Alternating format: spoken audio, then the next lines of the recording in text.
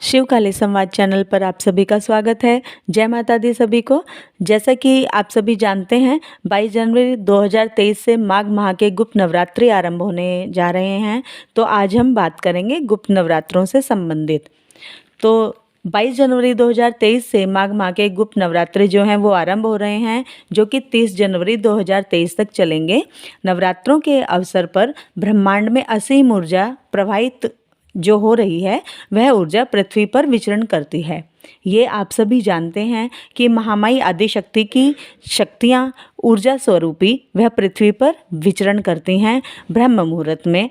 तो वह नवरात्रों में पूरा दिन विचरण करती हैं और साधना करने वाले साधकों को माँ आदिशक्ति की असीम ऊर्जा से कुछ शक्ति पुंज भी प्राप्त होते हैं माँ के भक्तों को इन नवरात्रों के समय में, जिनका सभी साधक बहुत ही बेसब्री से इंतजार करते हैं। क्योंकि प्रत्येक नवरात्रि माँ के भक्तों के लिए, माँ के साधकों के लिए शक्ति उपासना का पर्व ही होते हैं, जिसमें माँ साक्षात अपने बच्चों के समक्ष प्रकट होती हैं।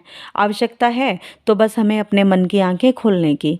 तो इन आने वाले नवरात्रों में हम कैसे माँ का साक्षात्कार कर सकते हैं, आइए बात करते हैं इस विषय पर। परंतु इससे पहले यदि मेरे चैनल पर नए हैं तो चैनल को सब्सक्राइब अवश्य करें। मुझे मेरे अदर इंटरनेट सोर्सेज पर भी फॉलो करें, लिंक डिस्क्रिप्शन में दिए गए हैं। जो बच्चे जिज्ञासु हैं, अध्यात्म से रिलेटेड मुझसे चर्चा करना चाहते हैं या घर की परेशानियों से संबंधित मुझसे कुछ डिस्कस करना चाहते हैं, वो बच्चे अब मुझसे बात कर सकते हैं। समय रहेगा 2 से 4 के मध्य का। QR कोड से 251 रुपये पे करके वो मुझसे चर्चा कर सकते हैं। तो आइए चर्चा करते हैं नवरात्रों से संबंधित।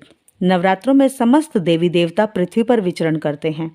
नवरात्रों में केवल माँ दुर्गा को ही नहीं, बल्कि अन्य किसी भी देवी देवता को भी आप सिद्ध कर सकते हैं यदि करना चाहते हैं तो। वो भी आप बहुत ही शीघ्रता से इस समय पे किसी भी देवी देवता की शक्ति हमें प्राप्त हो सकती है, किसी भी देवी देवता की सिद्धि हम प्राप्त कर सकते हैं। केवल महामाई आदिशक्ति भवानी की शक्तियाँ ही हमें इन नवरात्रों में प्राप्त नहीं होती हैं, बल्कि अपनी कुल देवी, देवता, पितृ या अन्य किसी भी देव की हम सिद्धि प्राप्त कर सकते हैं नवरात्रों में। नवरात्रों में यदि माँ दुर्गा जी की पूजा साधना कोई कर रहा है तो साथ ही भैरव बली और बजरंग बली को भी ध्यान में रखना चाहिए, क्योंकि ये भैरव बली और बाबा बजरंग बली माँ आदिशक्ति भवानी के लाल हैं। क्योंकि माँ दुर्गा की पूजा साधना इन दोनों के बिना संपूर्ण नहीं होती है। ऐसा नहीं है कि विशेष अनुष्ठान ही करना है हमें इन दोनों के नाम का भी, ऐसा नहीं है। ज्योत केवल माँ के नाम की ही लगाएं, पर इन दोनों मतलब बाबा वीर बजरंग बली और बाबा भैरव बली के नाम के वस्त्र भोग अवश्य अर्पण करें। यदि आप हवन करते हैं, जैसा कि मैंने अपने सभी शिष्यों को बताया हुआ है हवन करने के तरीके मैंने अपने बच्चों को बताए हुए हैं, तो आप में से भी कुछ लोग ऐसे होंगे जो हवन करते होंगे। यदि आप हवन करते हैं तो हवन में भी इनके नाम की आहुति देनी चाहिए, इतना ही काफ़ी है। अलग से ज्योत या अनुष्ठान हमें बाबा वीर बजरंगी का या बाबा भैरव बली का नहीं करना है नवरात्रों में।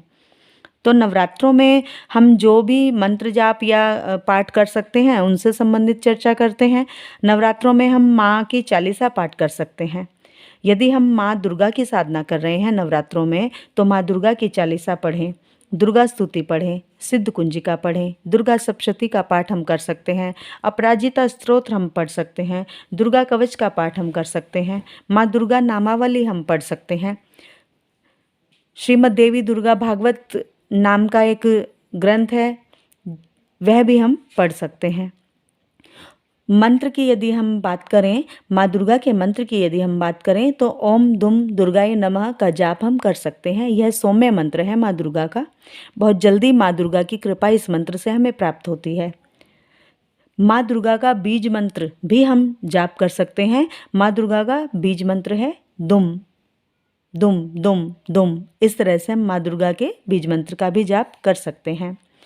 तो जो बच्चे माँ काली की उपासना करना चाहते हैं नवरात्रों में, इन नवरात्रों में, तो वो माँ काली चालीसा का पाठ करें, काली कवच अवश्य पढ़ें, महिषासुरमर्दिनी स्तोत्र पढ़ सकते हैं, काली स्तोत्र आदि का पाठ कर सकते हैं।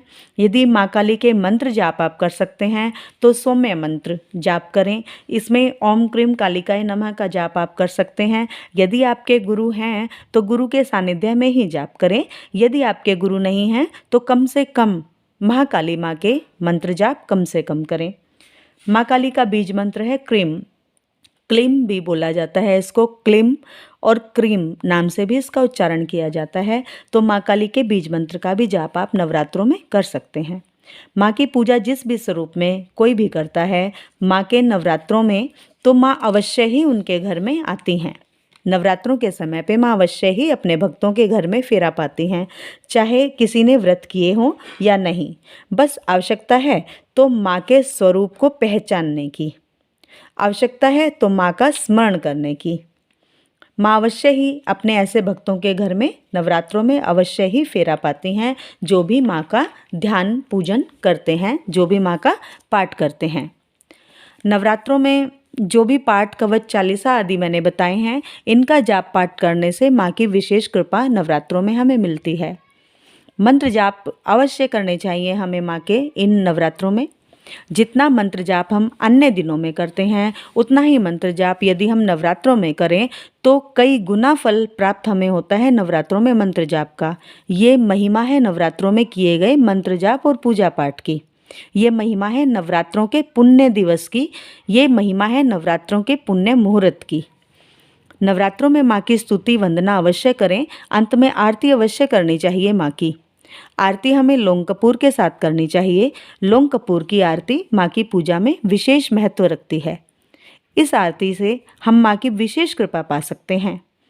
आरती में माँ को लौंग का जोड़ा अवश्य अर्पण करना चाहिए। यही आरती आप गऊ के गोबर के उपले पर भी कर सकते हैं। अग्यारी बनाकर, जैसा कि मैं बताती हूँ अपने शिष्यों को, इसी प्रकार अग्यारी बनाकर भी आप आरती कर सकते हैं। अग्यारी बनाकर उस पर भी लौंग के जोड़े अर्पण कर सकते हैं आप। इसमें गुग्गल, कपूर, इलायची, पंचमेवा आदि डालकर भी आप आरती कर सकते हैं। आप देखेंगे कि आपके परिवार में सकारात्मक ऊर्जा संचरित हो रही है। आपके घर का माहौल और भी सुखमय हो रहा है। माँ के मंत्र हम इन नवरात्रों में सिद्ध करें तो बहुत जल्दी हमें सिद्धि मिलती है। जिनके पास गुरु मंत्र हैं वो अपने गुरु मंत्र सिद्ध करें, क्योंकि गुरु मंत्र यदि आपके पास है तो उससे बड़ा कोई मंत्र नहीं है। गुरु मंत्र वह मंत्र होता है जिसमें गुरु की शक्तियों की ऊर्जा प्रवाहित होती है, गुरु की ऊर्जा संचरित होती है। गुरु मंत्र स्वयं जागृत मंत्र होते हैं। तो जिनके पास गुरु मंत्र है वो इन नवरात्रों में गुरु मंत्र ही सिद्ध करें। जिनके पास कोई गुरु नहीं है वो ओम नमः शिवाय का जाप इन नवरात्रों में कर सकते हैं। और ओम नमः शिवाय के जाप के लिए मैं आप सभी को बता दूं, कोई भी लिमिट नहीं है। कितनी भी संख्या में आप ओम नमः शिवाय मंत्र जाप कर सकते हैं। ओम नमः शिवाय मंत्र जाप से कोई भी नुकसान नहीं है, केवल फ़ायदा ही फ़ायदा है। इसीलिए मैं हमेशा ही अपने शिष्यों को, अपने बच्चों को या दरबार से जुड़ी सभी संगत को बताती हूँ कि ओम नमः शिवाय का जाप बहुत ही फलदायी है और सबसे बड़ा मंत्र है ओम नमः शिवाय। इसके अलावा आप माँ दुर्गा का कोई भी सौम्य मंत्र जाप कर सकते हैं, परंतु मैं हमेशा यही कहती हूँ कि बिना गुरु के मंत्र जाप यदि करें तो कम संख्या में करें। इसके अलावा आप पाठ कर सकते हैं जितना भी चाहें। दुर्गा स्तुति पाठ बहुत ही लाभकारी रहता है। दुर्गा स्तुति पाठ करने से ही माँ आपको अपने आभास कराना आरंभ कर देती है, यदि आपका विश्वास सच्चा है और निश्चय निर्णय पक्का है तो सभी करें इन नवरात्रों में माँ आदिशक्ति की उपासना की तैयारी और माँ की भक्ति की अविरल धारा में बह जाएं। माँ आदिशक्ति वैष्णो महामाई सभी का कल्याण करें। इसी शुभकामना के साथ जय माता दी सभी को। जय शिव शक्ति, जय महाकाल, जय महाकाल।